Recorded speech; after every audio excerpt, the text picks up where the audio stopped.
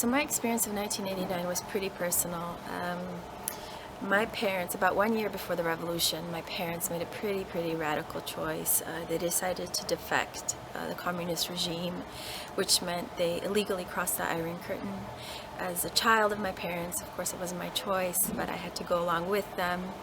So I too crossed the Iron Curtain to enter the Free West. Overnight we became political refugees, so we went from being kind of normal, everyday Czechoslovak citizens to political refugees living in various camps that were built by the Austrians to house the Eastern Europeans that were fleeing the Soviet regime. Yeah, so that's my experience of 1989, is actually fleeing communism, entering the free world, and eventually immigrating to Canada, where my family naturalized as citizens. Well, I was only 5 years old at the time, so I don't think I quite understood what it meant, but I saw my parents' elation with it. I remember actually being in Austria and watching the Berlin Wall come down on television and being very confused, but also connecting with the emotional charge of the event that was transmitted through those airwaves. And I remember my mother just telling me, this is a very important moment in history.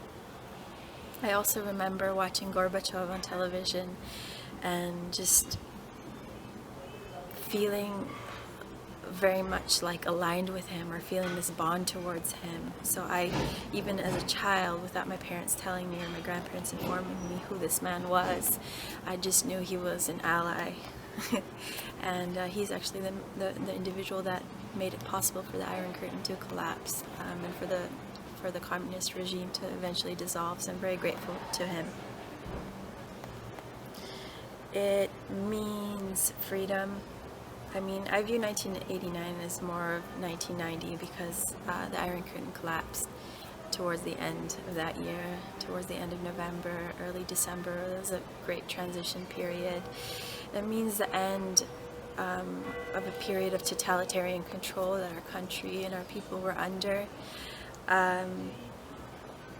To me, I cannot imagine living in a society that once existed here, where there was no freedom of movement, there was no freedom of religion, where there was no freedom of gathering, there was no freedom of enterprise, there was no freedom of expression. I mean, that must have been, to me, when I think about it, such a suppressed and repressed existence that denied the wonderful colors of life. And I know that capitalism and democracy has many shortcomings, but I think these ideologies allow the human being a lot more opportunity to experience his or her own sovereignty, to experience his or her own freedom. So to me, 1989 marks the end of suffering and pain in this region and the beginning of hope and, of course, freedom.